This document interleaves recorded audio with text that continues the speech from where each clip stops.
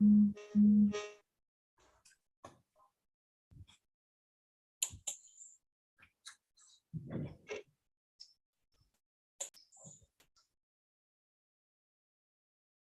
so hello, dear colleagues. My name is Professor Bulat Kinesov. I am the head of the Dissertation Council on Chemistry and Chemical Technology at Al-Farabi Kazakh National University.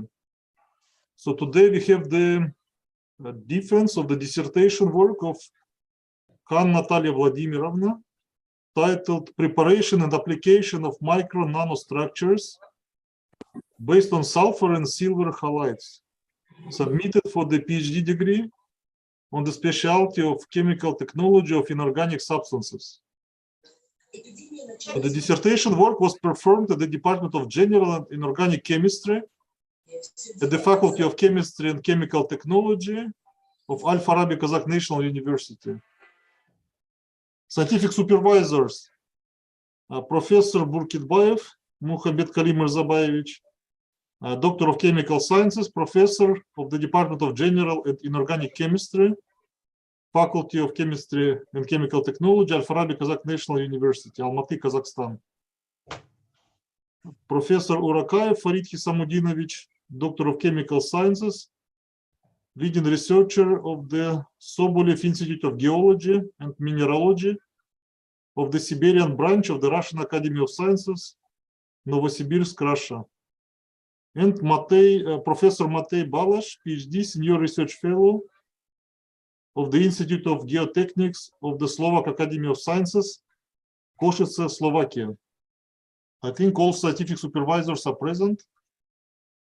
Official reviewers are Professor Kurzina Irina Alexandrovna, Doctor of Physical and Mathematical Sciences, Head of the Department of Natural Compounds, Pharmaceutical and Medical Chemistry of the National Research Tomsk State University, Russia. And Dr. Kabyshev Aset Maratovich, PhD, Associate Professor of the International Department of Nuclear Physics, New Materials and Technologies of Gumilev Eurasian National University, Astana, Kazakhstan. So I think both reviewers are present. Irina Alexandrovna, are you here?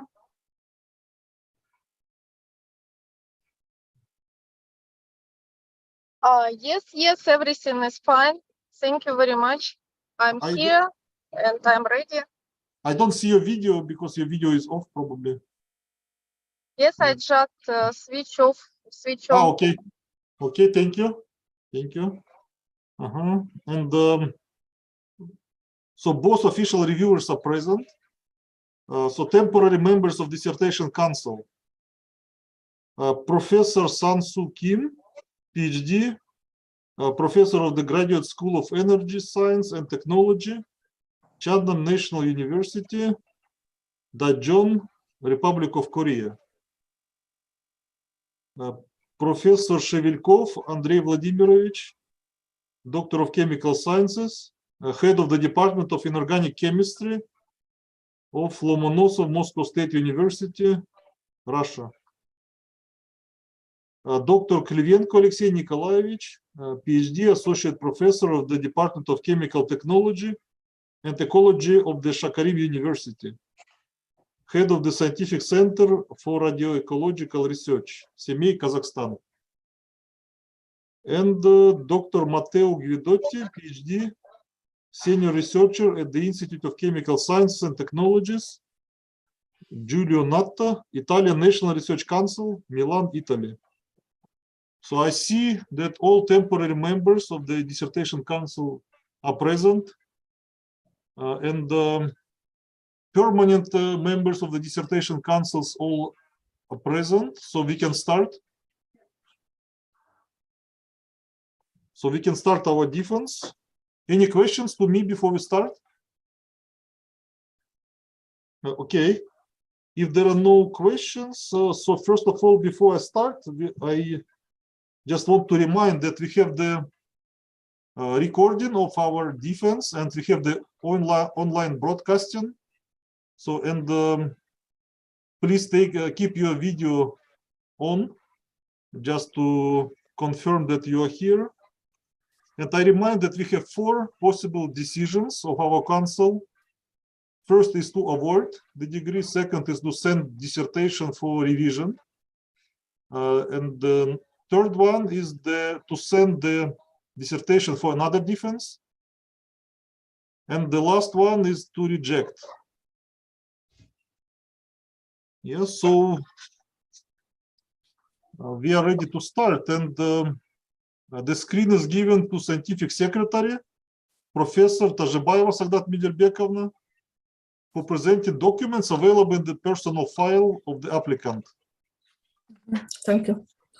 Khan Natalia Vladimirovna was born in 1992, and in 2014 she graduated from Al-Farabi Kazakh National University with degree of a Bachelor of Techniques and Technologies. Then from 2014 till 2016 she studied as a master's student in the Department of General and Inorganic Chemistry. From September 2018 to June 2021, Khan Natalia studied in the PhD doctoral program of the Faculty of Chemistry and Chemical Technology of Al-Farabi KazNU. The topic of the dissertation research and scientific advisors were approved at a meeting of the Academic Council of the Faculty of Chemistry and Chemical Technology on 29th October 2018, protocol number 2.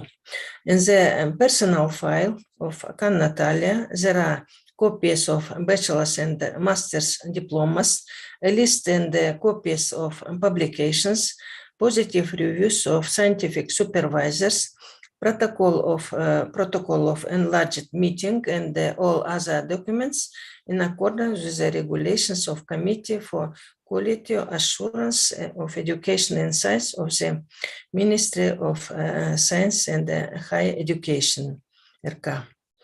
The main research results on the topic of the dissertation are presented in 9 published works, including 1 article in an international journal with a non-zero impact factor, and the impact factor equal 7.4, quarter 1, according to the Web of Science database, and 1 article in Proceeding of Conference, quarter 4. The 3 articles published in scientific journal recommended by the Committee for Quality Assurance of Education and Science of the Ministry, and 1 patent for utility model of the Republic of Kazakhstan, 3 abstracts included in international conference materials, and 1 article published in international journal Proceedings. And on March 14 of 2023, the work of Khan Natalia was discussed at an enlarged meeting of the Department of General and Inorganic Chemistry of the Faculty of Chemistry and the Chemical Technology of Kazakh National University. And the meeting was attended by 37 people. First reviewer, Rashid Kazimович Nadirov, candidate of chemical science, professor of the Department of General and Inorganic Chemistry of the Al-Farabi KazNU, in this positive review included 5 comments. And the second reviewer, Fail Razifovich Sultanov, PhD, leading researcher of National Laboratory Astana of Nazarbayev University, also gave a positive review indicating 8 comments. All the asked questions and the comments of the reviewers received answers, and therefore the scientific seminar unanimously recommended the work for defense. Extract from the protocol number 12, dated March 14 of 2023, was approved by the Vice Rector for Social Development, Aidosov Nurjan Sarsimbekovich. The date of defense, official reviewers and temporary members of the Dissertation Council were appointed in June in June 1 of 2023, protocol number 12, at the meeting of the Dissertation Council. Thanks for attention. Thank you. Okay, dear colleagues, are there any questions to scientific secretary? Okay. If there are no questions, let's continue. And the screen is given to the PhD student for reporting the content of the dissertation. So the time is 20 minutes. Okay. Okay, thank you very much. Can I start? Yes, go ahead. Good afternoon, dear Dissertation Council. Let me present to your attention a thesis on topic preparation and application of micro nanostructures based on sulfur and silver halides. So let me begin with the relevance.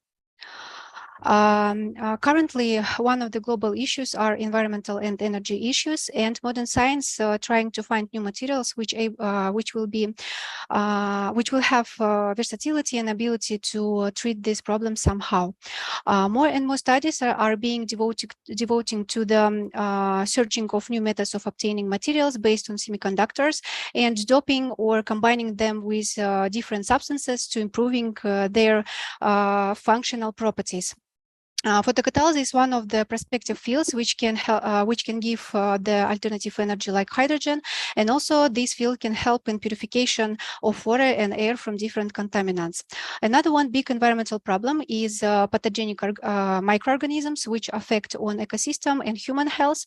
And despite the presence of different types of antibiotics and antifungal drugs, the number of these harmful microorganisms is growing every day, along with their ability to adapt to effect of these drugs. All this mentioned points that science need to find new materials which will be sufficiently effective, profitable, and environmentally friendly. Talking about the materials which were used for this study, silver halides are widely used semiconductors which used in photocatalysis and electrochemistry. They have strong optical absorption, photoelectric properties, and high quantum efficiency. And also these materials are strong antibacterial agents. However, due to uncontrolled corrosion, limited high visible light absorption, low oxidation or reduction ability, and high costs, the using of these materials is difficult. The application of non-metals can help to solve these problems. And talking about the sulfur, this material can make it possible to achieve suitable photostability and band edges for photocatalytic processes. And also sulfur is one of the abundant elements with some specific properties like hydrophobic and antibacterial properties. However, the behavior of sulfur in photocatalysis process is still poorly understood. And relying on this information, the purpose of the thesis was set, and the purpose of the thesis is a preparation of the sulfur and silver halides micro nanostructures and the investigation of their physical-chemical properties, photocatalytic activity, antimicrobial and antifungal properties. Relying on the purpose, the next task were set, and it was preparation of the sulfur and silver halides micro nanostructures, characterization of these prepared samples with help of physical-chemical methods of analysis, then investigation of the photocatalytic activity, antibacterial and antifungal properties of these samples, then identification of micro nanostructures with the highest photocatalytic and or antibacterial and antifungal activity. And the last one is development of the principal scheme for producing of the sulfur and silver halides micro nanostructures and the calculation of material balance of the process. The main provision for defense. The first, the synthesis of sulfur and silver halides micro nanostructures effectively takes place in the MSO medium at 120 Celsius degree, and due to high positive dependence of the solubility of sulfur in the MSO on temperature, excess sulfur precipitates when the reaction mixture is cooled to room temperature, while a highly supersaturated sulfur solution is formed over the precipitate, and its dilution leads to the formation of heterogeneous system consisting of sulfur microparticles coated with grains of silver halides of smaller sizes. The second, the application of the method of sulfur precipitation by cooling the reaction mixture for 12 hours to room temperature during the synthesis of micro nanostructures leads to the formation of irregularly shaped sulfur particles with a size of 20 to 50 microns. And the application of the method method of sulfur precipitation from supersaturated solution by diluting the reaction mixture with the water gives irregular shape sulfur particles with a size of 10 to 25 micrometers. Micro nanostructures with a 78% of sulfur and 38% of silver bromide composition represented by the greatest photodegradation ability of the orange 2 organic dye, decomposing about 90% of the dye molecules when exposed to visible light for 3 hours. And the last one, micro nanostructures with the 78% of sulfur and 38% of silver chloride and bromide composition have the greatest ability to suppress pathogenic microorganisms as aureus of 2 types, Candida albicans, Escherichia coli, Pseudomonas aeruginosa, and Erwinia amylavara. So the experimental part. Here in figure 1, you can see the scheme of preparation of micro nanostructures based on sulfur and silver halides. And for this synthesis, we used method, solvothermal method. And for this method, there was used 2 methods of sulfur precipitation. The first method of sulfur precipitation was conducted after flowing of the ion exchange reaction between silver nitrate and ammonia halides. And the reactional mixture after that was left for 12 hours for cooling. And the second method, it was deposition of sulfur with help of water. And after conducting the ion exchanging reaction, the reaction mixture was diluted with water in volume ratio 1:1. And further samples will be denoted as sulfur/silver halides, where 90:10 and 70:30 is weight percent of sulfur and silver halides, and numbers 1 and 2 is method of sulfur precipitation. Before starting the analysis discussing, let me tell you why the dimethyl sulfoxide was used for this synthesis. Dimethyl sulfoxide is organic solvent with high polarity, low toxicity, and this solvent represented by high boiling point and serve as a source of carbon, sulfur, oxygen, and some functional group. Also, this material able to dissolve both polar and nonpolar substances, and this material are very cheap. XRD analysis. This analysis was conducted for investigation of the phase composition of prepared samples. And in figure 3, you can see the XRD patterns for all samples. And in addition, not only micro nanostructures was analyzed, but also the pure materials like silver halides and sulfur was prepared for investigation. And according to analysis, you can see that all samples represented by main peaks of silver halides. And as for sulfur, you can see that we have several peaks in the range of 20 to 35 theta degree, which correspond to sulfur. And this is why for the next investigation was chosen Raman spectroscopy for proving the presence of sulfur and composition of the samples.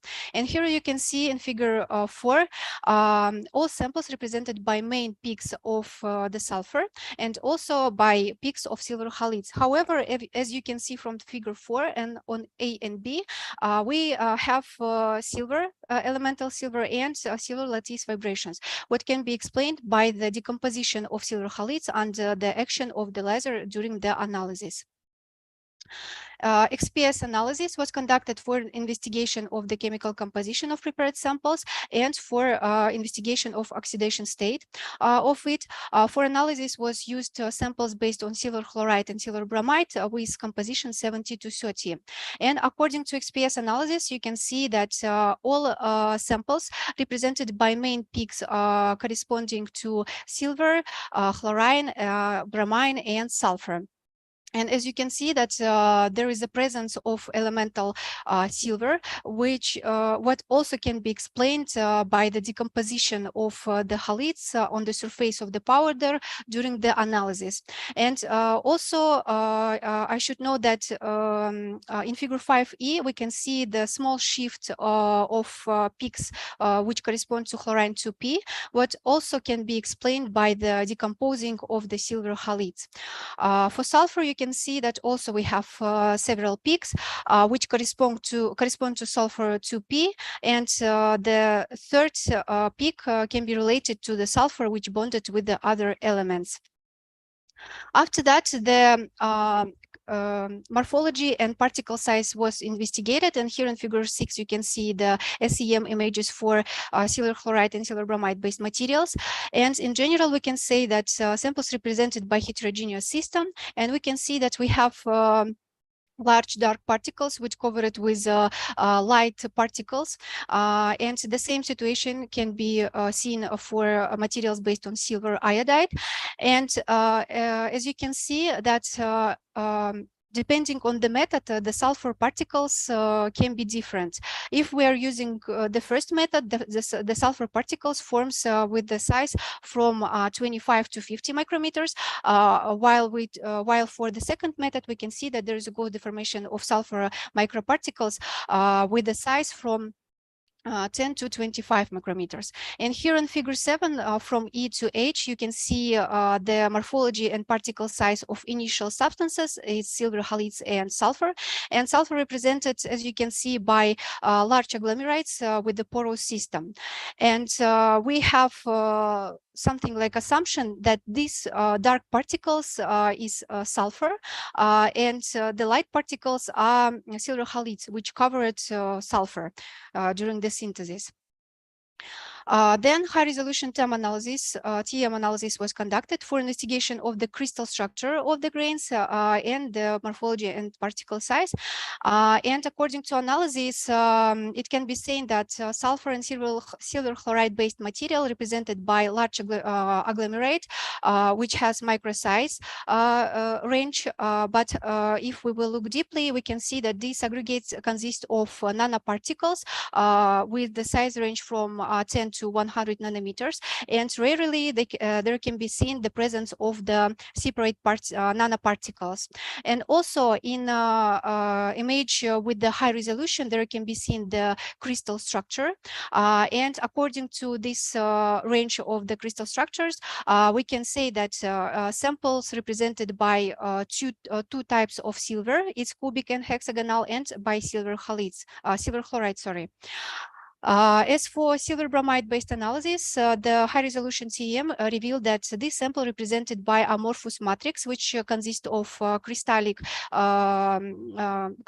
particles.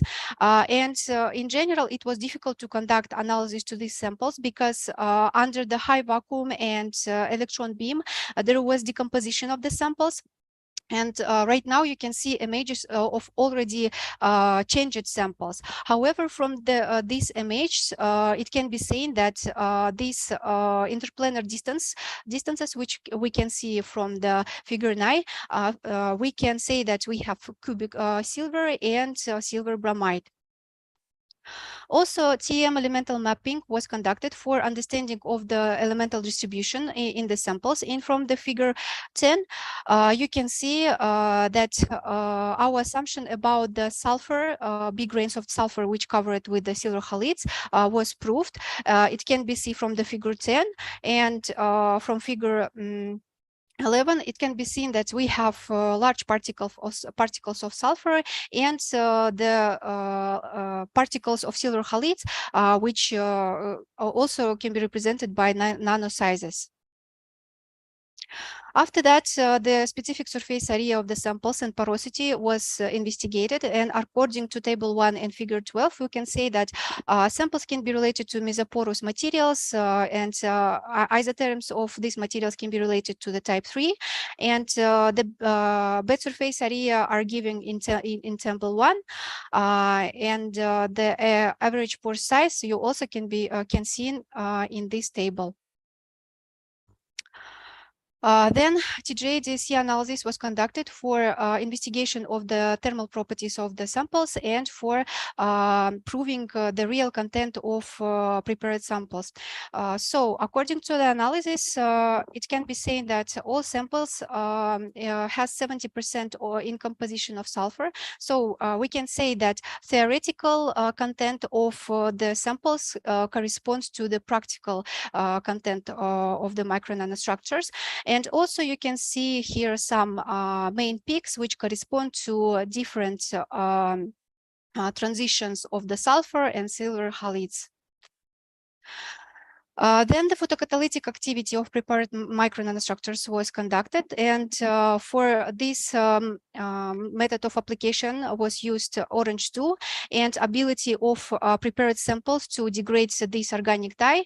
The concentration of model solution was equal to 10 milligram per liter. Here you can see the formula of this organic dye. For photocatalysis was used visible light radiation, and every measurement was conducted with help of UV visible spectrophotometer.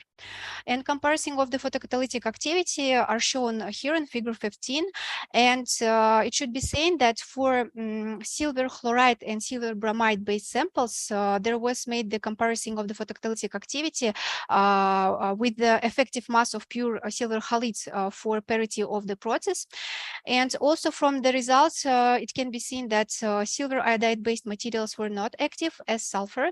And from the other samples, we can highlight materials based on silver chloride and silver bromide with content 70 to 30. After that, the kinetic study of the process for these active samples was conducted. And here you can see in figure 16 these slopes. And we can say that possibly the photocatalytic process of Orange 2 degradations by our samples can be related to pseudo first order kinetics reaction. And in table 2, you can see the rate constants and correlation coefficients for these processes. Then the reusability of the photocatalyst was conducted for 15 hours or for 5 cycles. And according to figure 17, it can be said that all samples are stable, and the decreasing of the activity of the samples can be explained by the washing of the powder during the withdrawing of it from cycle to cycle. And from all the results of the photocatalytic experiment, we can highlight the silver bromide based material. And we believe that this material is most prospective for future investigation. And we made the estimated mechanism of photodegradation of our organic dye by this material, and you can see it in figure 18. This mechanism was conducted relying on the literature analysis, and according to this, the mechanism was the next: silver bromide on the silver bromide after the visible light radiation, there is a gauge deformation of electron and hole pairs, and after that, on the surface of silver bromide, there is a gauge trapping of the excited electron by oxygen and water, and after that, there is a gauge deformation of radicals O2 minus and OH minus, which in turn interact with Orange 2. Then the hole on silver bromide surface provokes the oxidation of bromine minus to bromine 0. And after that, this bromine can oxidize Orange 2 and reduce it again to bromide minus condition. Then the study of the biological activity was conducted. Microbiological tests were performed at the Scientific Center of Anti-Infectious Drugs in accordance with the principles of GLP. For this investigation, we used method of twofold serial dilutions, and the biological activity was estimated by calculation of the minimal bactericidal or fungicidal concentrations. And here in this slide, you also can see the test strains of the microorganisms, which was used for investigation. And we have two types of Staphylococcus aureus and Escherichia coli. The last two, Staphylococcus aureus and Escherichia coli, these materials are modified, these test strains are modified, and these test strains able to prevent effect of different antibiotics. And comparison of the biological activity revealed that silver iodide-based materials were not active as sulfur, and this is why these materials are not represented in this graph. However, you can see that almost all samples were able to suppress all microorganisms. There were some exceptions, but in general, we can say like that. And we can highlight materials based on silver chloride and silver bromide with because these materials were able to suppress microorganisms at minimal bactericidal and fungicidal concentrations. Then the development of the principal scheme was conducted. In figure 22, you can see the scheme for production of silver bromide materials. In table 3 is given a cost estimation for the production of our product. And according to the calculations, we made like the comparison of our materials with the commercial silver bromide of Merck production. And according to these calculations, we obtained that our product 3 times cheaper than commercial silver bromide. And thus we can say that these materials are prospective, and the next investigation can give even better results. And here on this slide, you can see the material balance for micro nanostructures. And in table 4, given material balance for the first method, and in table 5 for the materials prepared by method 2. And in conclusions, the sulfur and silver halides-based micro nanostructures were prepared, and 2 types of sulfur precipitations was developed. The study by means of physico-chemical methods of analysis revealed that all samples represented by sulfur and silver halides, and the investigation of size and morphology revealed that the first method produced smaller particles of sulfur than the second method produced the smaller particles than the first. And according to the SEM-TM analysis, we can say that the MCO water system, in this case, system which help to sulfur not to agglomerate, because during this synthesis and during the dilution of this of the system, there is a goes the formation of micelles, which forms the stable complexes, and there is a goes the covering of sulfur particles, and this leads to the like protection of the sulfur from agglomeration. And the photocatalytic activity, the study of it revealed that silver bromide-based material with content 70 to 38% was the most active and most prospective for future investigation. As for antimicrobial and antifungal activity revealed that materials based on silver chloride and bromide with content 70 to 30 are the best samples in this study. And the principal scheme of micro nanostructures was developed, and the material balance was calculated. Here you can see the publications which was done during the this study. This work was conducted within the framework of 2 projects. You can see it in this slide, and also certain results were obtained thanks to Institute of Geotechnics and Institute of Geology and Mineralogy. And acknowledgements, I would like to extend my deepest appreciations to my scientific supervisors, to Professor Burkitbayev, Dr. Urakayev, Dr. Balash, to Department of General and Inorganic Chemistry, especially to Dr. Tatykayev, Professor Nadirov, and Dr. Matveyeva, and to my most beloved husband, mother, sister, and friends for their moral support and faith in me. Thank you very much. Thank you.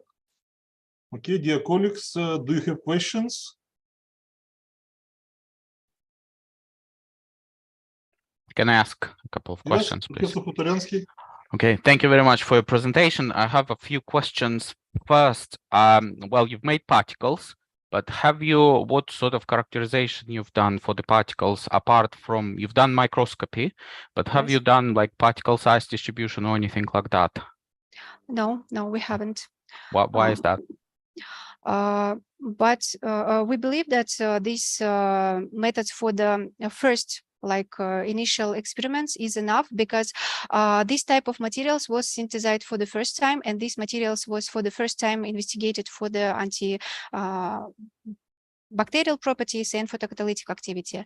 And we don't have so much time for this wild study, and this is why I think for the first time these methods of analysis it's more than enough. Okay, thank you. And my second question is about colloidal stability of these particles. If you, let's say, if you disperse them in water, because for antimicrobial applications, you possibly need to disperse them in water. Can you comment about colloidal stability? So about the biological activity, can you please reformulate your question. If you disperse your particles in water, will they form a stable dispersion, or they will sediment very quickly? Okay, thank you very much. For investigation of the antibacterial properties, we used water suspension of our micro nanostructures with concentration 10 milligram per liter. During the process of investigation, before the starting of the pouring of these materials into the wells, we just shaked our material, and it was enough for the investigation. And how quickly they will sediment? If you shake them, then surely they will sediment if they are large enough. So I haven't measured the time of sediment, but yes, it was quick because we have microparticles and these particles are heavy. But for these first experiments, we just, before the withdrawing of the samples, we just shaked them. Okay, thank you very much. My next question will be about antimicrobial activities. So on your figure 21, I think, where you show, yes, this one, you show antimicrobial activity, but you don't show any error bars. So, well, I understand that it was done by someone else and you got the data, but then did they do any replicates, and is it possible to do statistical analysis there? Okay, thank you very much for this question. But so as I told before, that this investigation was made in accordance with GLP.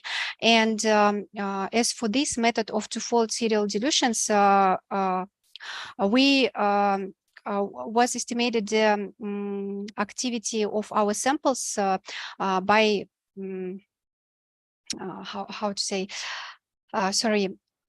So according to this method, if we have some growth of the bacteria during the analysis, that means that this sample doesn't work, because in this method we have only 100% effect of this drug or not.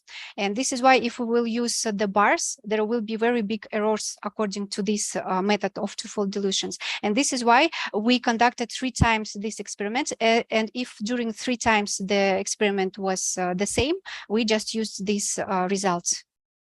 Okay, thank you very much. And my final question is about your thesis. So in your thesis, you've allocated a separate section in your thesis to the properties of DMSO, but you've used DMSO as a solvent.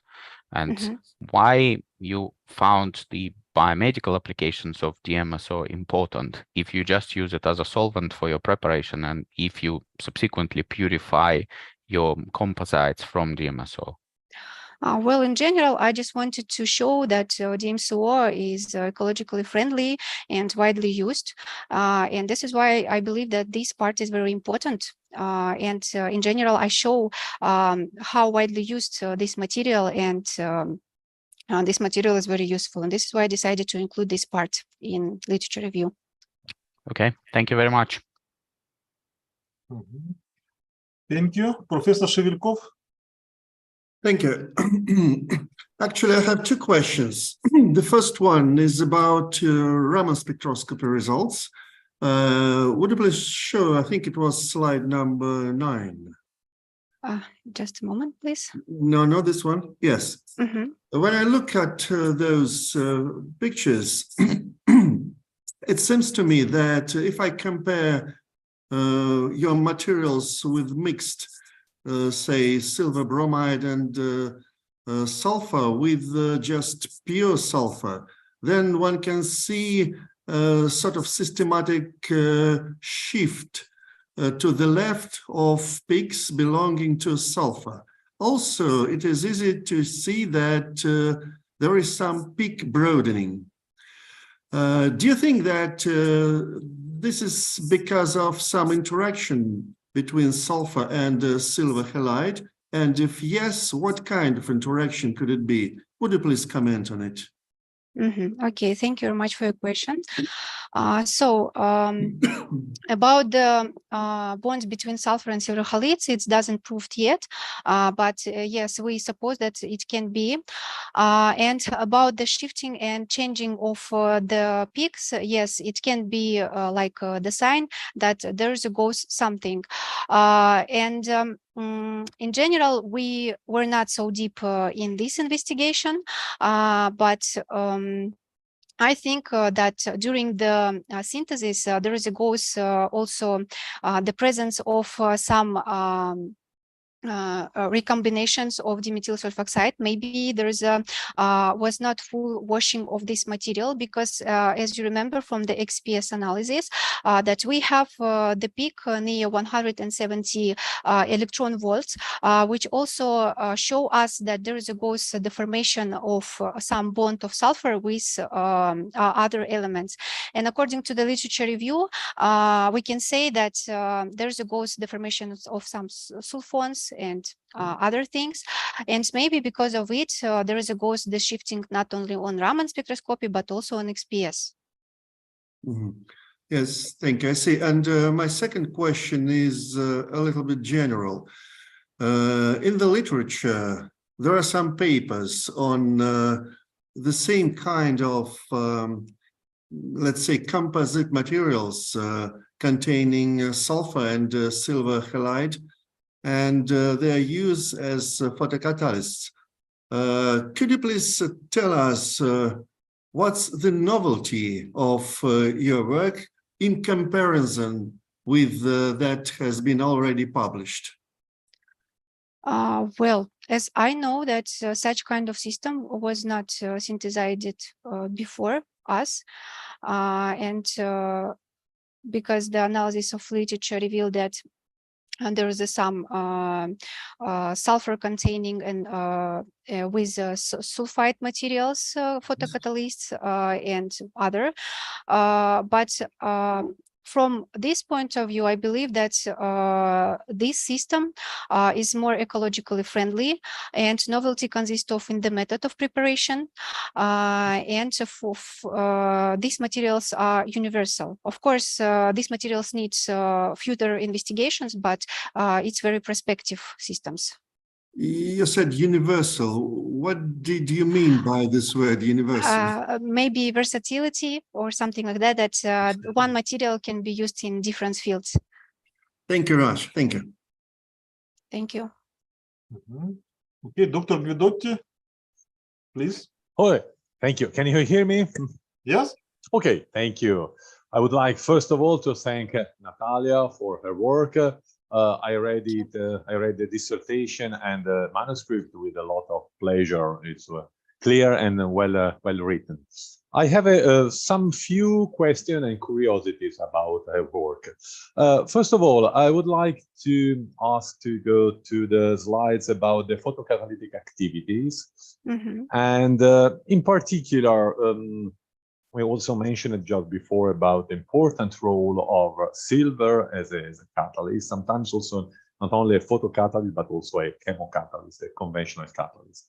So my question is, did you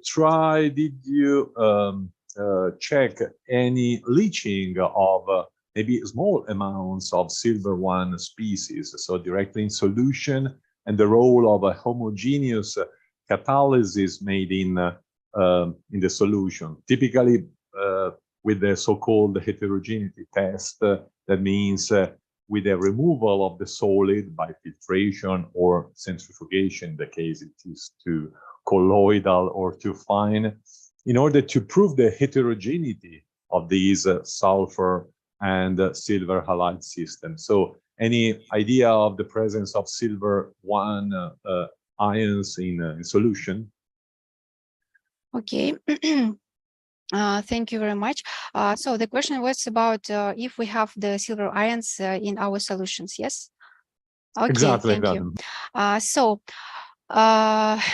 we know that the silver halides, they're very photosensitive materials. And if we're talking about the photocatalytic process, there is goes the interaction of silver halides with this light, and as you remember that there was the mechanism of the process, and so it's very complex system which goes like cycle, yes, and everything bonds with each other, if we are talking about the photocatalytic process, yes, I believe that there are some ions of silver which also can take parts in the photocatalytic process, but it should be studied more deeply. Yes, but if we are talking about the presence of silver in the powders which are we obtain during the synthesis, we don't have it because silver formed during the analysis because of the sensitivity, but the XRD analysis didn't show any peaks of silver, only clear peaks of silver halides. And this is why I can say that there's a ghost deformation because of sensibility of halides. Okay, thank you for your answer.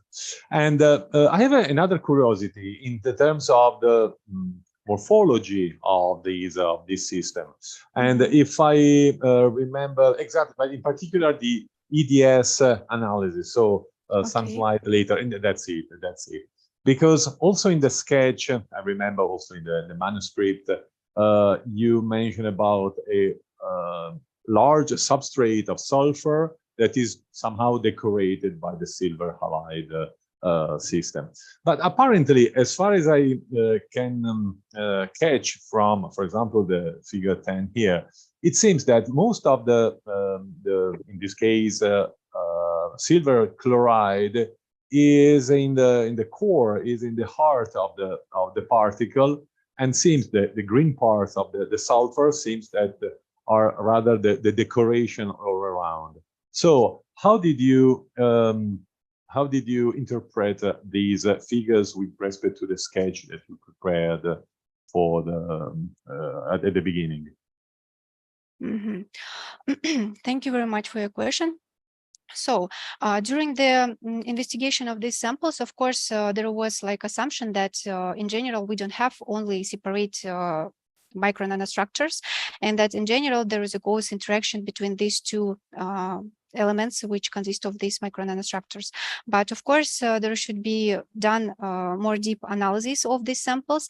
But in general, if we will look to this figure, for example, we can see that this dark particle, yes, and we can see the shape of this particle, and this is sulfur, and that the silver halides, they just present on the surface of the sulfur. And right now we have only these results, which maybe in future will be studied more deeply.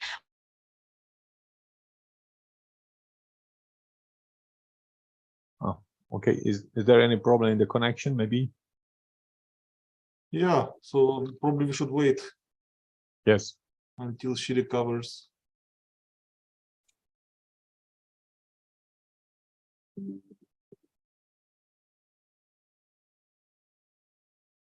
Natalia, can you hear us? I think not yet. Okay, dear colleagues, I'm sorry, but we have to wait for a couple of minutes, probably. No problems.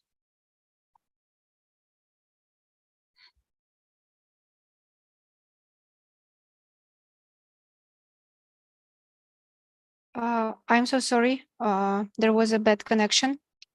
Ah, Can okay. you hear me? Yes, we can hear you now. Please continue. Sorry. No problem, absolutely. Okay, yeah. and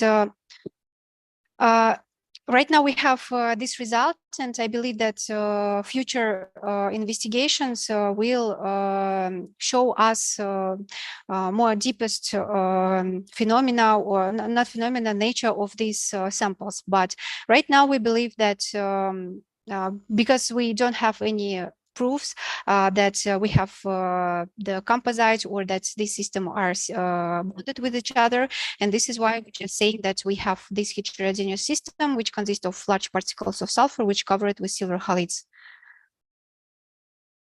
Okay, okay. Yes, because apparently, you know, using these TM, so the transmission microscope, apparently we don't know actually the depths of the green spots, and so we don't know if they are at the surface or in the bulk.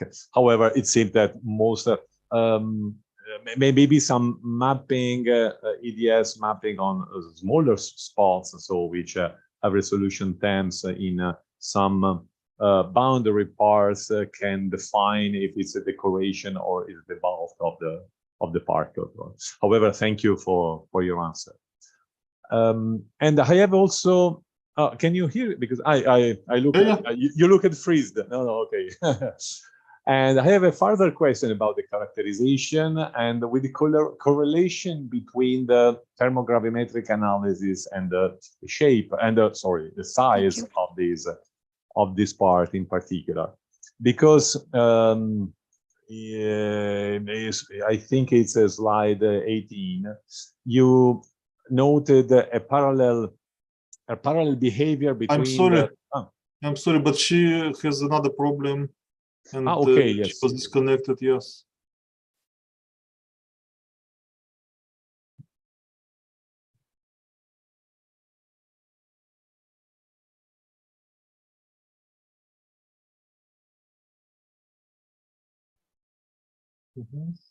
Okay, here we are. I'm really sorry. I don't know what happened with the internet connection. No problem. Sorry. No problem at all. We have a good training in the last 3 years with COVID-19, so don't worry about that. Yeah. So could you please repeat the question? Absolutely, yes.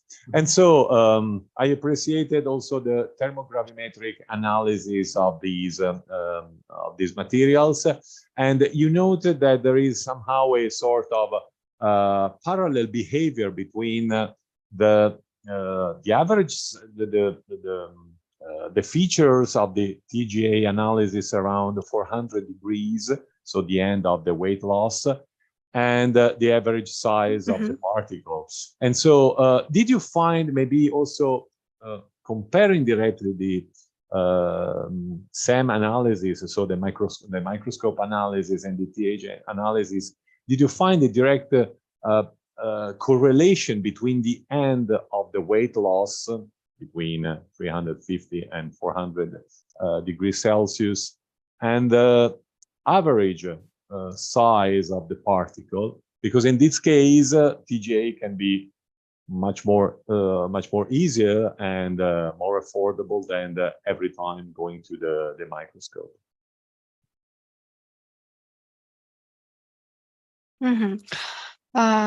Thank you very much for your question. So according to TGA and DSC analysis, so you can see that there's the small shift, especially it can be seen from 300 and 390 Celsius degree. And we believe that these shifts can be explained by the some kind of maybe bond between these two elements, and some thermal transitions after 450 Celsius degree just correspond to melting points of silver halides. And talking about the effect, the influence of the particle size on the TGA-DSC analysis, can you hear me? Yes, absolutely. Yes, go ahead, please. Oh, I know, maybe she has. Что такое? Oh, okay, now we hear you now. No, at the moment we don't hear you. Okay, I'm sorry. Okay, we hear you. Okay, great. Yes. No, still some issues. So I stopped the screen sharing, so maybe it will be easier. Indeed, Yes. indeed.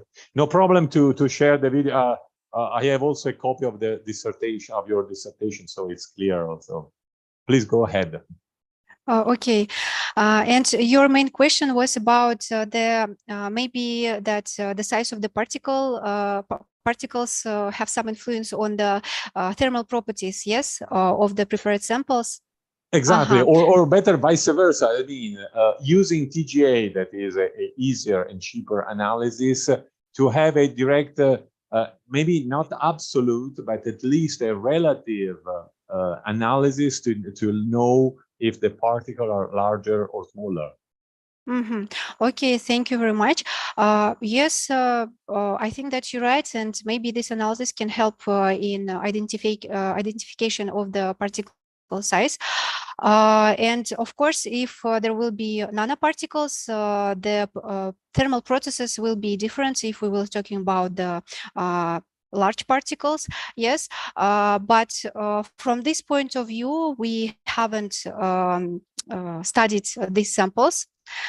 We just made this analysis for investigation samples and for investigation of the some thermal transitions of the prepared micronanostructures, which was shown on this presentation.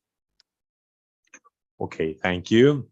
And I have a last question about the biocidal activities of this material. There is no need to share the slide because it's a general question.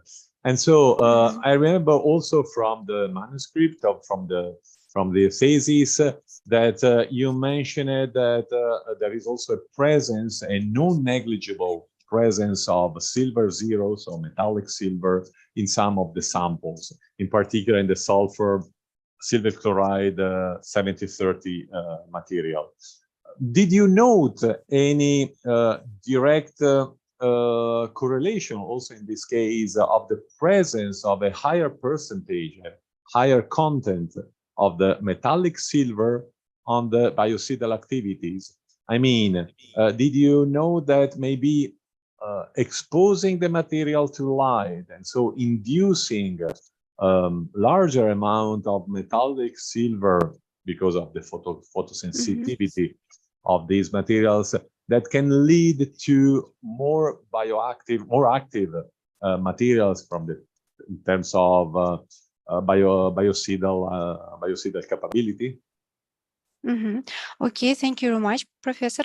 Yes, I believe that if there will be some effect of the light and reducing of silver, the biological activity of the samples can be improved because we know that silver is a strong antibacterial agent. And maybe in future such kind of experiments will be conducted with these systems, and it will be more complex systems which will have better activity than now. Your microphone. Oh yeah, sorry. Yeah, so and so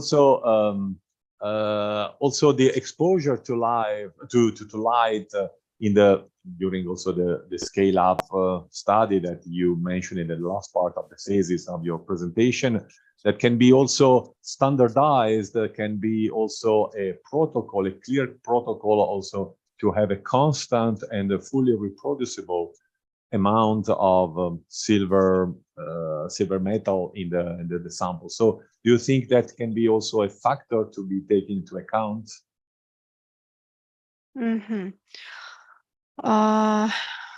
Well, thank you very much for your question. I think, yes, if we are talking about the modification of the protocol of this process, of course, there should be taken some parts into account.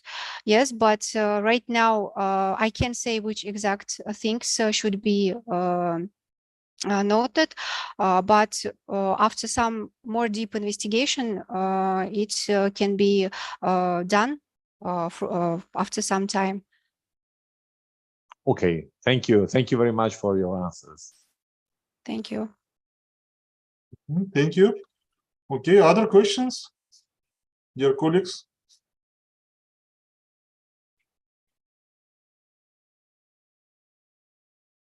May I ask you? Sorry. Yes, yes, please, Dr. Klivenko. Yeah, thank you very much, Natalia, for your presentation. And I have a few questions about your work. Okay, how you measure the size of your particles? Just by analysis of them by hand, or some program you use for it? Okay, thank you very much. Yes, for investigation of the morphology size, we used just only SEM analysis and TEM. We just how you process the size? I mean, how you process the data? Just by mathematical methods or some programs like no, we haven't used any programs, and we just made it with help of a measurement of the size of the particles on the picture, and after that we just made the average size of our micro nanostructures. And about average pore size, it means the radius or diameter, or what do you mean the pore size in your case? Yes, it was the radius of pores, and we just calculated from the method of analysis which we used, beta analysis. Yeah, I understand. Okay, and my question is concerning to the as your specialty is the chemical technology of inorganic parts, and in your thesis,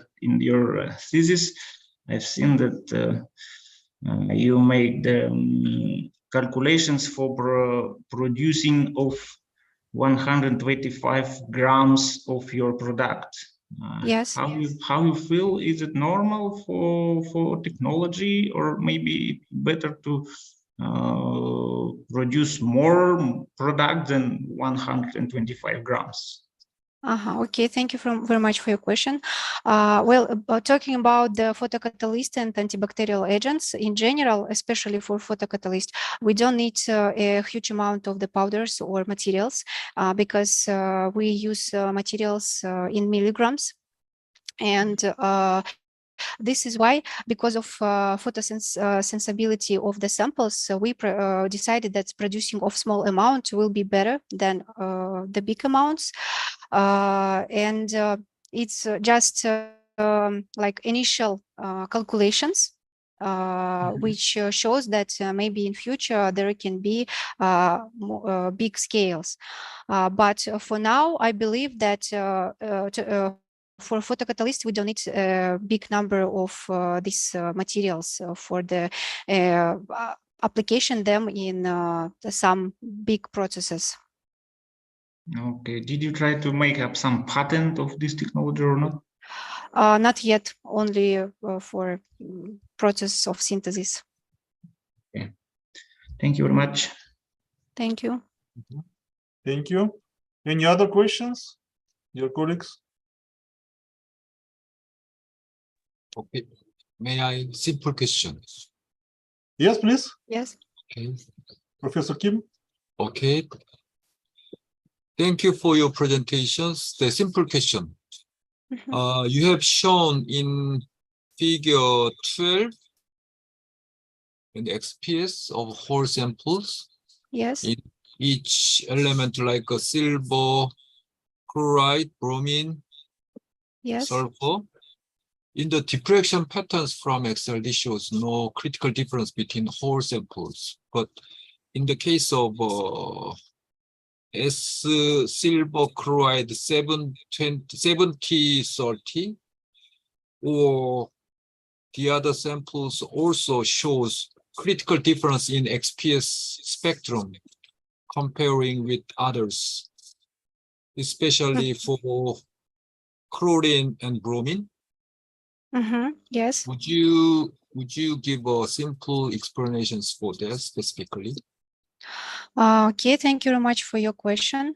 According to these results, as you can see that from the spectra of silver 3D, we have two main peaks which deconvoluted into into two peaks, yes, which correspond to just ionic silver and reduced silver. And that means that during the analysis, there goes the decomposition of the silver halides on the surface of the powders. And we believe that after these decompositions, there goes the shifting of the peaks of halides. And also, if we're talking about the XPS analysis, more things depends on the place from which you are taking this analysis. I mean that if there will be hole, there also will be shifting. If there will be like just a straight surface, yes, there also can be some shifts. And maybe during the analysis, there was like some hole that which also like affect to the shifting of the spectra of halides during the analysis.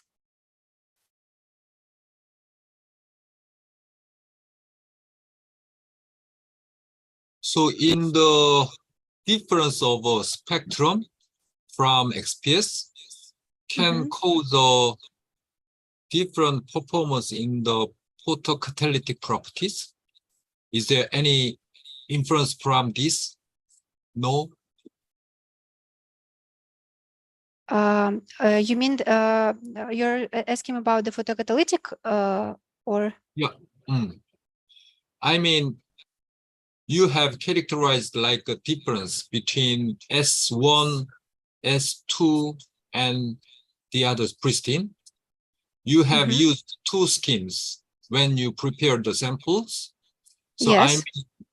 I mean, first and second sample shows the difference in performances in photocatalytic or bio blah blah blah something. I cannot memorize.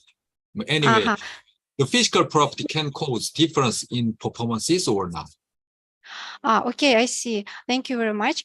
Talking about the both methods which was used for this study, yes, maybe there can be some effect of differences in these methods because as I told before that there is a ghost deformation of larger or smaller particles.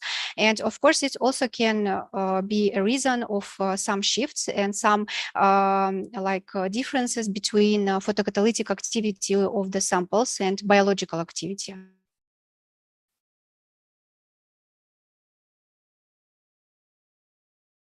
Okay, thank you. Thank you. Thank you. Any other questions?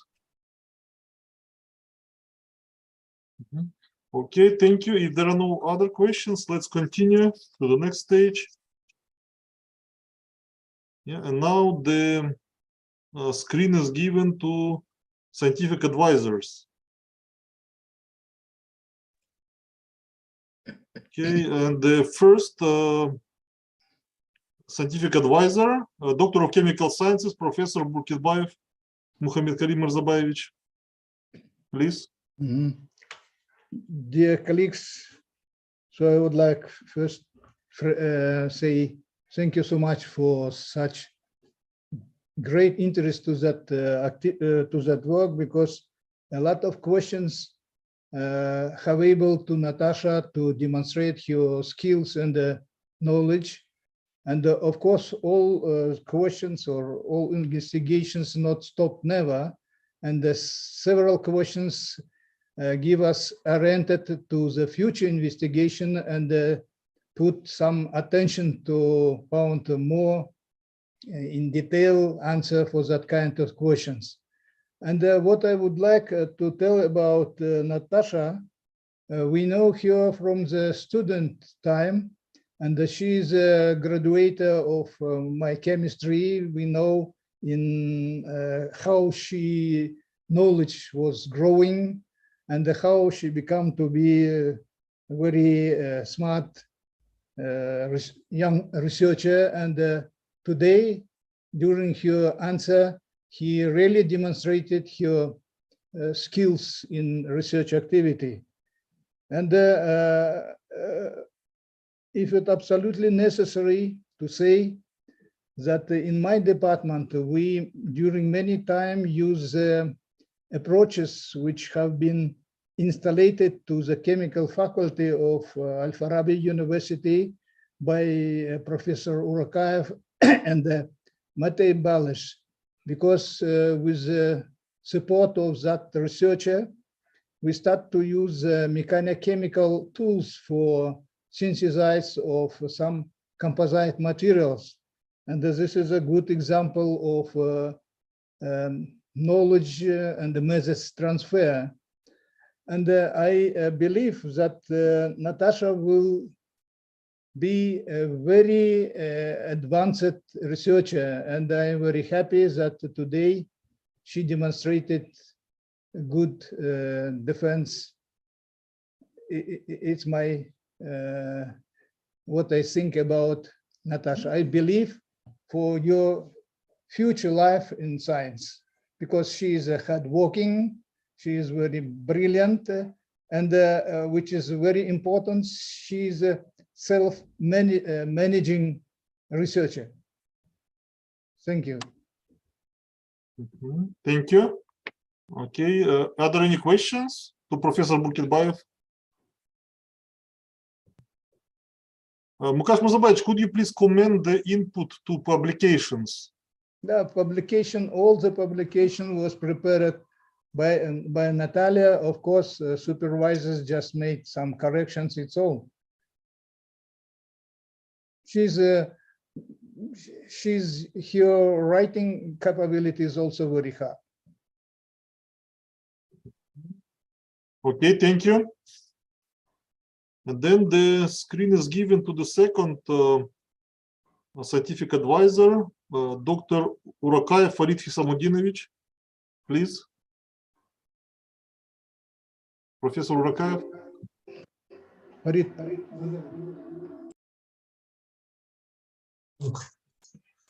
Меня слышно? Да, слышно. For 5 years of our joint activity, Natalia Vladimirovna Khan has won the status of a scientific researcher in all aspects. She certainly deserves the sought after PhD. Thank you very much. Okay, thank you. And then the screen is given to the foreign scientific advisor, Dr. Matei Balash, PhD, Senior Research Fellow of the Institute of Geotechnics of the Slovak Academy of Sciences. Please, Dr. Balash. Okay, good morning, everyone. So for me, it is a big pleasure always to collaborate with colleagues from Kazakhstan. So this collaboration started also mainly thanks to Professors Burkitbayev and Urakayev. So I am very happy that I could be part of this research team, I would say. Natalia is already my third PhD student, which I am leading from this department from the last 5 years, I guess.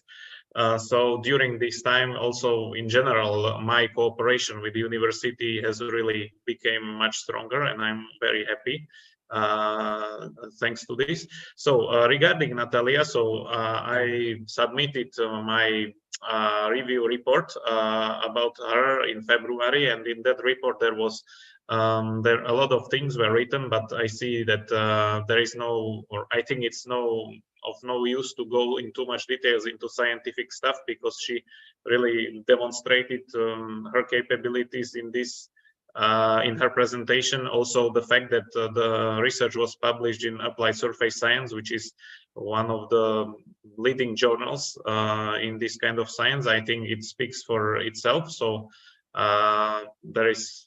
she is really good. I would just like to note something from my personal experience. So at first I met her in 2015 when she came as a master student with two of colleagues of hers to our institute for the first time. And then since 2017, like the relationship started to be more like professional, and her interest into science was growing, I think. So as far as I know, she at first started her PhD on another subject, but then she changed to the one that she was presenting now.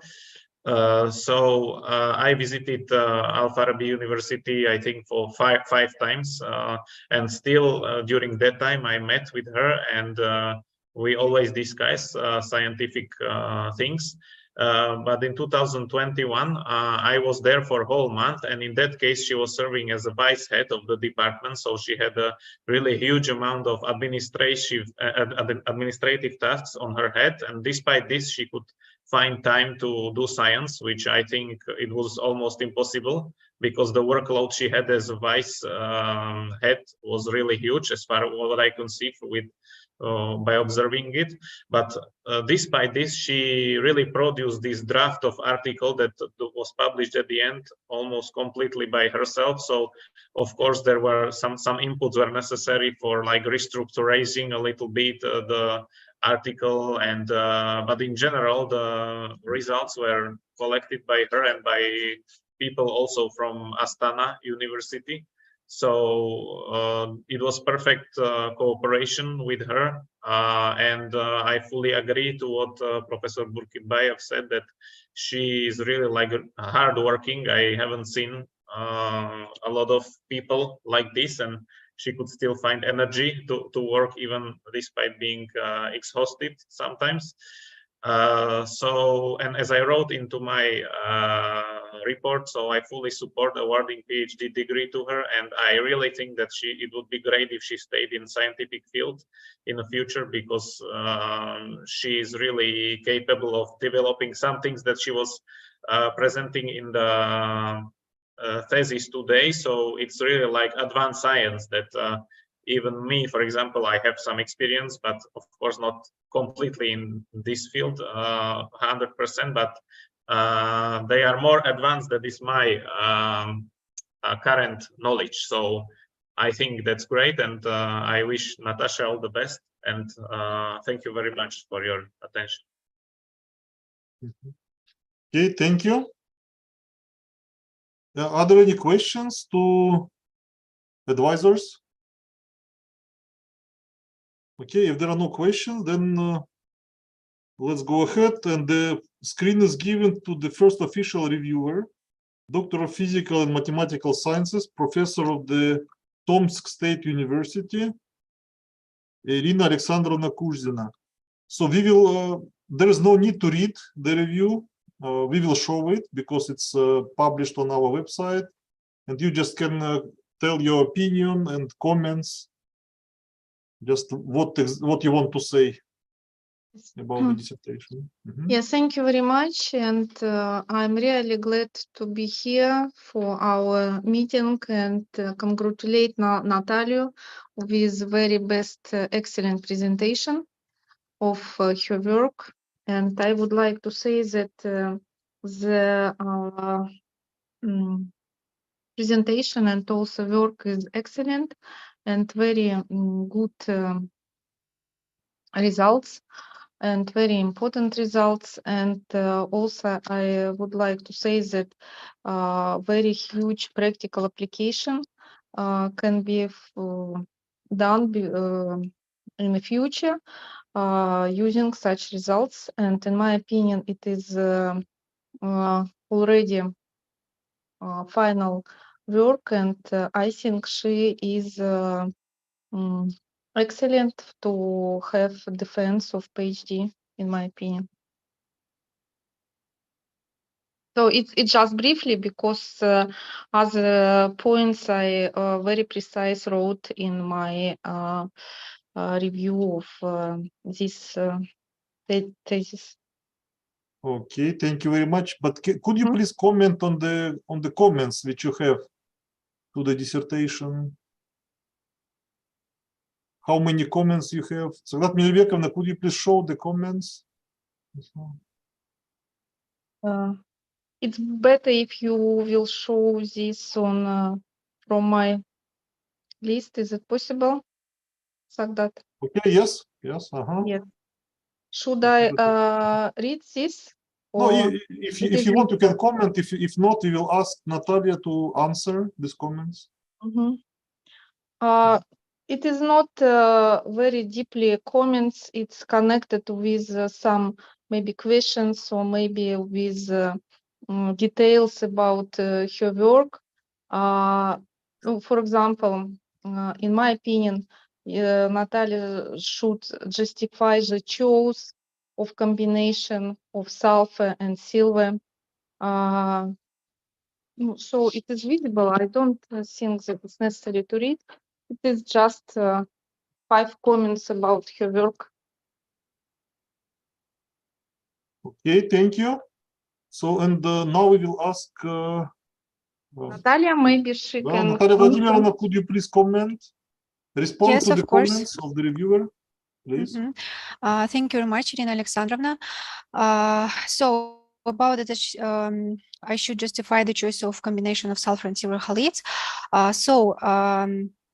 What about the silver halides? We know that it's widely used semiconductors, but due to some how to say, first of all, silver halides, it's a very expensive material, yes.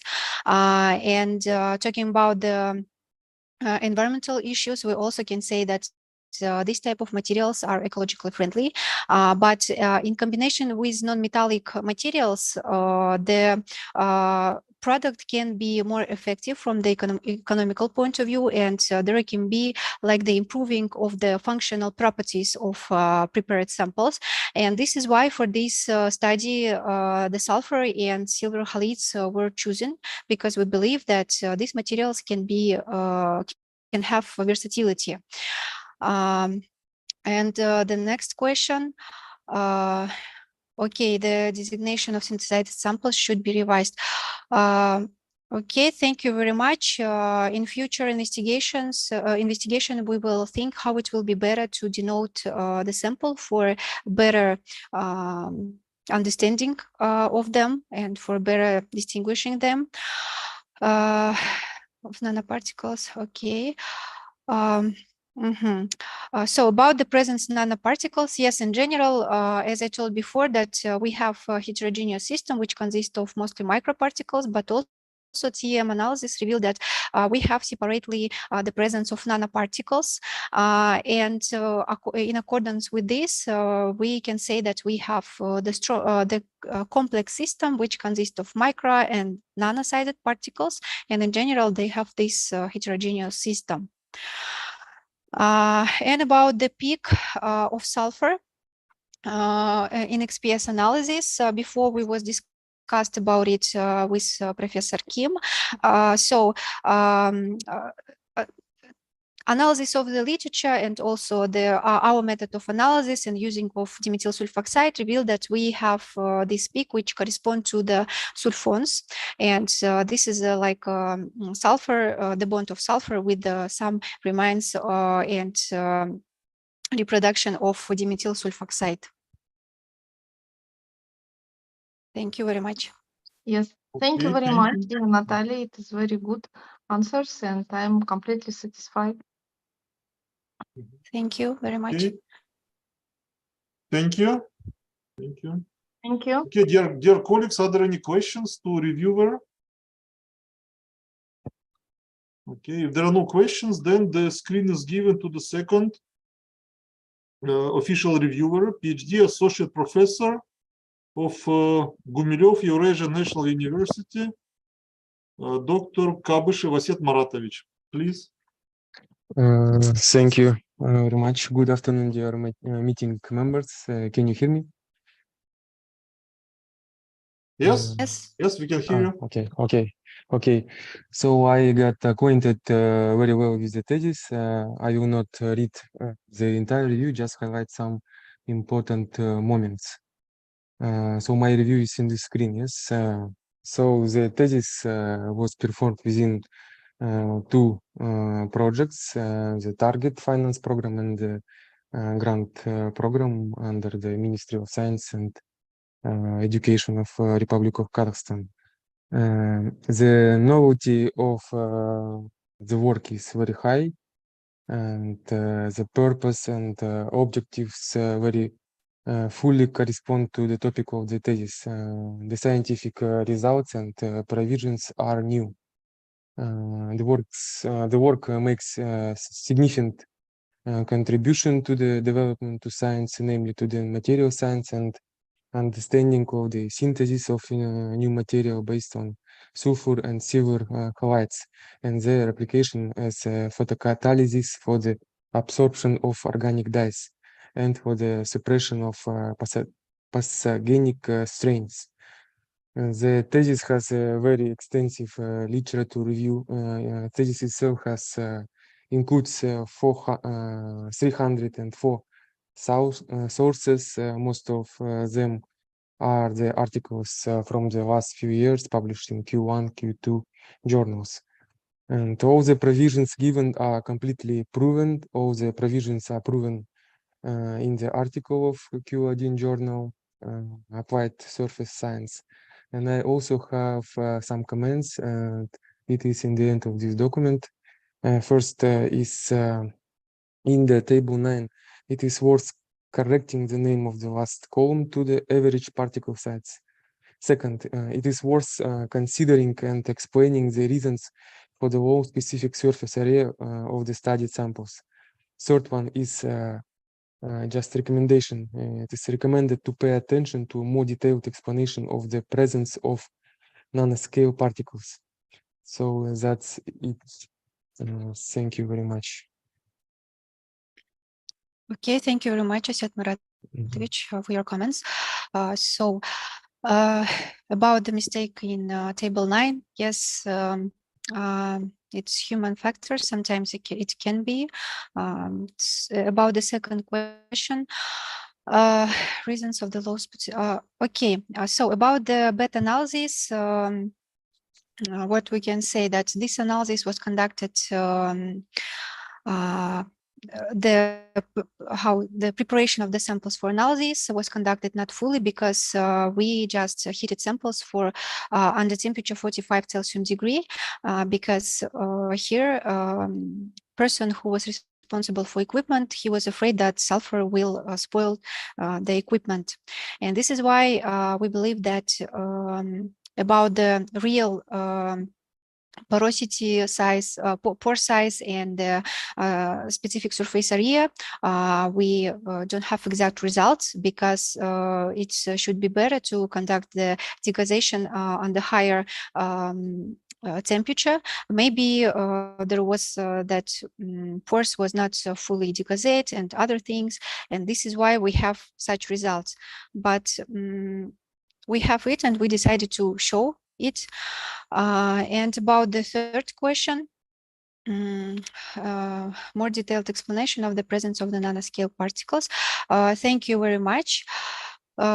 So in dissertation and also in presentation, it was mentioned that with help of TM analysis, we showed the presence of nanoparticles, and this is why we're not telling that in our samples we have only nanosized particles, and this is why we're telling that we have heterogeneous system which consists of not only nanoparticles but also the microparticles.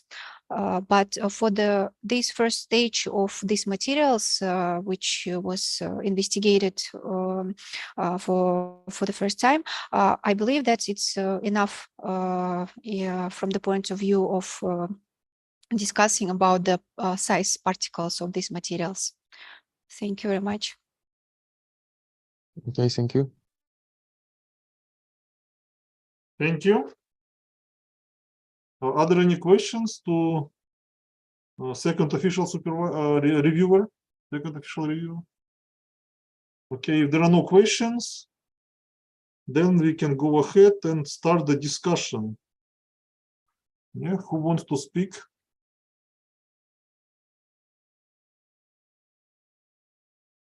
We are particularly interested in the opinion of the temporary members of the dissertation council. We have 4 members, and I ask everybody to speak from the temporary members. Yes, Professor Shevelkov, please. Thank you. You know, I'm really happy to be here to attend this meeting of the Dissertation Council, because what we have here now is a really nice dissertation, really nice presentation, really nice answers to all questions. And in particular, what I want to mention is that it's always nice when you can see that the presented work is something which is completed and can be defended as is, but it's always great to know that there are some potential extensions. For example, Natalia have shown that there are some interesting properties of her new composite materials, like photocatalytic activity and bacterial activity. And now there is a new direction, because probably Natalia or someone else can do further steps, like making these materials more efficient, making some steps towards technology of this material. So it's very nice to know that there is kind of progress, you know, in this sense. And finally, what I'd like to mention is, well, I have read the entire dissertation, and when I look through his dissertation, I realized that Natalia really loves her work. She loves it, you know. When you look at nice pictures, at even when you can read some portions of this text, you realize that it was very interesting to Natalia to write it, to analyze. And that's something what I would like to support, really support. Therefore, I think that this is very good work, and Natalia deserves this PhD degree that she's after. Thank you very much. Okay, thank you. Dr. Guidotti. Thank you. I fully agree with the very positive words of Professor Shevalkov in terms of how nice has been for me to read the manuscript, the PhD manuscript by Natalia.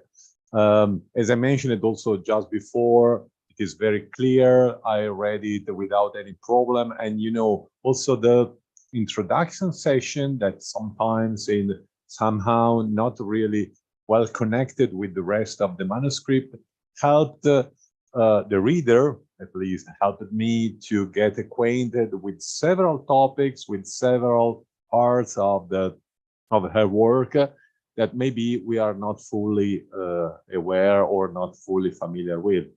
I would like to stress the interdisciplinary approach of her work, moving from the inorganic chemistry, that is the bulk of it, so the synthetic inorganic chemistry, characterization, physical chemical characterization, and microscopic characterization of the samples, photocatalytic activities, as well as also the biocidal activity and the effectiveness against pathogenic, of course, in collaboration with other institutions, but this is absolutely an added value, is very modern approach to research. And I appreciated a lot the very last part, in which also a glimpse, also some remarks on the scale up, the scalability of this work can be made. This is uncommon. I guess, as many of us, we are acquainted with reading and participating in dissertations like these, but sometimes the laboratory scale work stays at laboratory scales. Thinking of a first scale up towards the 100-gram order of magnitude of material is absolutely interesting, and pass the way to also scale up for the patents, or however exploitation, also a commercial point of view of this part. Last but not least, I would like also to stress how modern and relevant to the one of the main aim that at international level the scientific community is paying attention to, that is also the exploitation and the optimization of critical elements. The use of sulfur, and so an important exploitation of sulfur that for sure is not a critical element as a main component, and so they were able to transmute and to translate the silver, that is of course a precious metal, into sulfur, and using with a similar performance something that contains 70–80% less silver is an added value and is a good pathway to the green and sustainable approach to 21st century chemistry, and in particular in organic chemistry. So from that point of view, I appreciated a lot the reading the thesis, listening to Natalia's presentation today, and my personal position, my personal remarks are fully positive for this PhD, and I wish her also a brilliant and a stimulating, fruitful future. Okay, thank you very much. Professor Hutoryansky. Okay, thank you. Well, I really enjoyed the defense today. I think Natalia presented her work with a great clarity, and she answered questions with very good confidence. I admire the English language, everything like verbally presented, everything is clear. Also, I've briefly looked at the thesis, and the quality of the thesis is very good. Particularly, I would like to highlight that the quality of figures is very good, which I always pick up on figures, but this time I think they are perfect. And obviously, I need to highlight that the publication, the main publication, is of very high quality. So I'm very supportive of this thesis and Natalia as a candidate. Thank you. Thank you very much. Professor Kim, would you like to say a couple of words? Okay. Nice presentation from PhD candidate Natalia. So she well summarized his accomplishment, and presentation also good, well summarized. I think I am agree with the nice PhD. Okay, thank you. Thank you very much. Alexey Nikolaevich. Yes. May I? Yep. Yes, Alexey Nikolaevich. Natalia is a very nice researcher. I think she has a very big scientific future, and we can see how she can make her defense. But for me, it was not enough the chemical technology, because I think this work is very nice from the point of view of chemistry, but from the point of view of chemical technology, it should be more widely to analyze maybe some apparatus, maybe materials for which, because the chemical technology is a little bit different type of research, I think. So, but Natalia is a very nice person and very good researcher, I think. Thank you. Thank you very much. Who else wants to speak, dear colleagues? Okay, if not, then the screen is given to Natalia Vladimirovna. Would you like to say a couple of words in the end?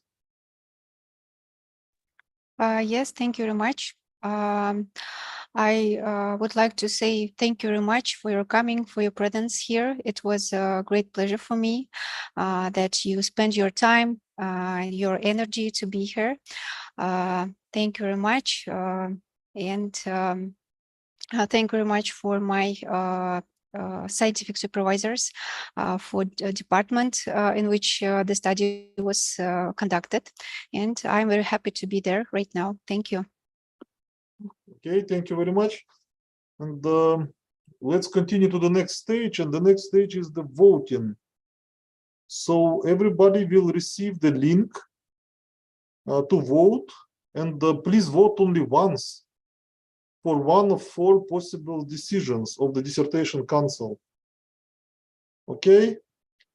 So and then, so all members of the dissertation council and official reviewers vote. Yeah, except Mukash Mirzabayevich. So you don't vote because you are the supervisor. Okay, so we have 9 people who will vote. So please, so now we should have some break until we vote. The same link, yeah, in the group, in the WhatsApp. Yeah, the same link to everybody, yeah, but vote only once. Okay. One of the decisions. Yeah, and if you believe that dissertation should be improved, then you should vote for the revision. Yeah, if you think that the dissertation does not correspond to the principles, partially does not correspond to the principles of reliability, novelty, and like how to say,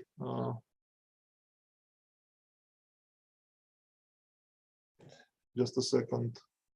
Yeah, so in this case, you will vote for the secondary defense.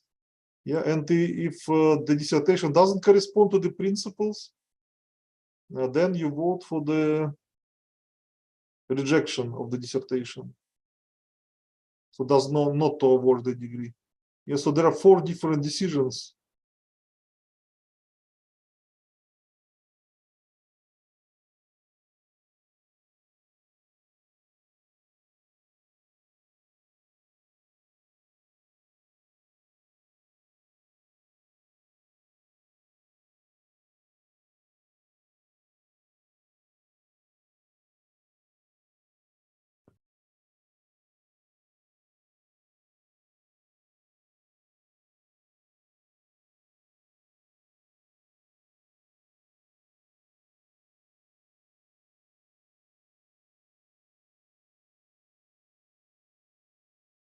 Yeah, so here I just showed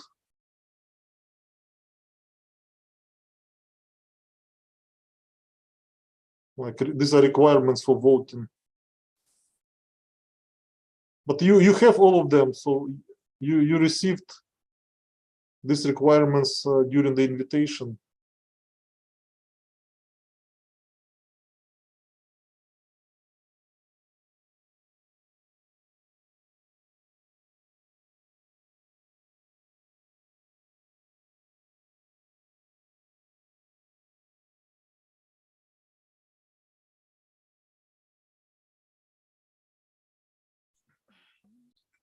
We're ready. So everybody voted? Okay, so then we are ready to announce the results of voting. So the screen is given to Professor Tajibbayeva to show the results of voting. So please. Decision of dissertation council. 9 votes for to award the degree of Doctor of Philosophy to Natalia Khan. Okay, thank you. So are there any questions to scientific secretary of the council? Okay, if there are no questions, then I can announce the decision of the dissertation council. So based on the defense and the results of the voting, our dissertation council awards the PhD degree to Khan Natalia Vladimirovna on the specialty chemical technology of inorganic substances. So my congratulations to Natalia Vladimirovna, your supervisors, and everybody. Thank you for the active participation in the defense, very useful comments and opinions. Thank you very much. And now I close the defense and I stop the broadcasting. Thank you very much and bye. Thank you very much. Congratulations. Thank you. Thank you. Congratulations, Matei. Natalia. Thank you. Thank you. Congratulations. Wishes to Peter, Matei.